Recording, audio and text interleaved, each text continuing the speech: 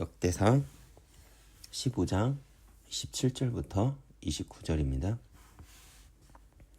다윗과 및 궤를 맨 레위 사람과 노래하는 자와 그의 우두머리 그나냐와 모든 노래하는 자도 다 세마포 겉옷을 입었으며 다윗은 또 배 에봇을 입었고 이스라엘 무리는 크게 부르며 뿔나팔과 나팔을 불며 재금을 치며 비파와 수금을 힘있게 타며 여호와의 궤를 메어 올렸더라.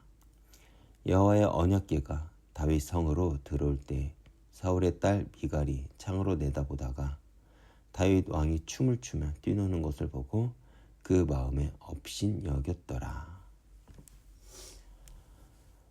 다윗은 왕이 되자마자 가장 먼저 시행한 일이 바로 언약궤를 가져오는 것이었습니다. 왜 다윗은 언약궤를 가장 먼저 가져오려고 했을까요? 언약궤는 이스라엘이 하나님의 백성임을 증명해주는 징표입니다. 그렇기에 다윗과 이스라엘 사이의 관계를 회복하기 위해 하나님과 이스라엘 사이의 관계를 회복하기 위해서 다윗은 언약궤를 가져오자고 한 것입니다. 그러나 언약궤를 가져오고 싶다고 해서 언약궤는 그냥 가져올 수는 없습니다. 왜냐하면 언약궤를 예루살렘으로 옮겨오는 일은 신앙적으로나 정치적으로 적지 않은 의미를 지녔기 때문입니다.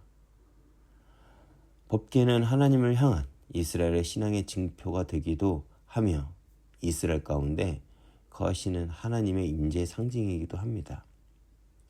그렇게 언약궤를 옮길 때는 절차와 법도가 있었습니다. 그런데 그 과정이 만만치 않습니다. 사실 언약궤를 가져오자고 할 때 다윗과 이스라엘 백성들은 법궤 이동을 위해 성대하게 준비를 많이 했습니다. 그러나 법궤로 옮겨오는 행사는 그 규모의 성담에도 불구하고 하나님이 명하신 규례를 어김으로써 돌이킬 수 없는 불행을 믿고 말았습니다.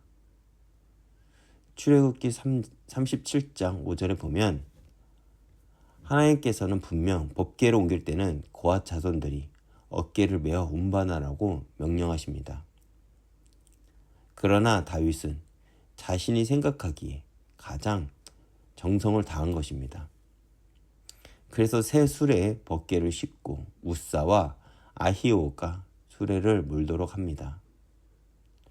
언약궤로 옮기다가 순간적으로 언약궤를 만진 우사가 죽는 일이 벌어졌습니다. 왜 그렇습니까? 신앙은 진심만으로 하나님 앞에 나아가는 것이 아니기 때문입니다. 하나님의 법도를 지키는 것이 곧 하나님을 경외하는 것입니다. 오늘날 우리들도 마찬가지일 것입니다. 우리는 진심을 가지고 주님 앞에 서려고 합니다.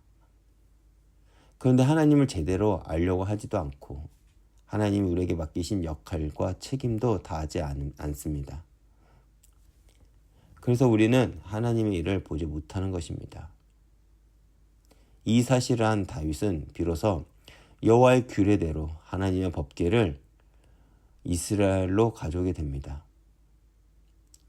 제사장들이 입는 에봇을 입고 언약궤를 맞이합니다. 얼마나 기뻤으면 다윗은 춤을 추는데 사실 우리가 알고 있는 흥에 겨워 추는 춤은 아닙니다.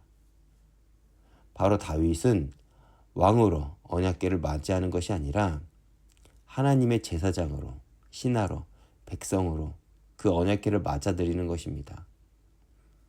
그래서 다윗은 규례에 맞는 춤을 추고 그 춤을 본 미갈은 업신여긴 것입니다. 우리는 하나님 앞에 너무 도도할 때가 많습니다. 그런데 하나님은 우리가 정말 어린아이들과 같이 당신을 찾으며 당신을 의지하길 바라십니다. 또한 하나님은 우리 한 사람 한 사람을 사랑하지만 하나님의 백성들이 연합하여 교회를 통해 영광받기 원하시고 우리에게도 요구하십니다. 우리 역시 다윗처럼 하나님을 기뻐하며 하나님을 찬양하며 때로는 누군가가 우리를 보면 미련하다고 비웃을 수 있지만 다윗과 같은 중심을 갖고 우리가 하나님을 맞아들인다면 그때 우리는 하나님의 역사를 볼 것이고 다윗처럼 하나님 마음에 합한 자로 세워질 것입니다. 오늘도 하나님을 바라보고 의지하는 하루가 되길 기도합니다.